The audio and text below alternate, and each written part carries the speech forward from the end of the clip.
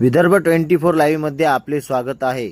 अमरावती शहर पोलीस आयुक्तालयातील विविध police स्टेशनाला NDPS act 1985 अंतर्गत असलेले 58 गुन्ह्यातील जप्त करण्यात आलेल्या 386.43 किलोग्राम गांजा, 1551 किलोग्राम चरस आणि 1253 MD असा एकूण किंमत अंदाजी 2,03,75,000 रुपये अंमली पदार्थाचा मुद्देमाल दिनांक 2/5/2026 रोजी केंद्रीय गोडाऊन पोलीस आयुक्त कार्यालय अमरावती येथून Maharashtra enviro power limited Butibori MIDC जिल्हा नागपूर या ठिकाणी नेऊन इन्सिनेटरच्या मदतीने जाळून नष्ट करण्यात आला।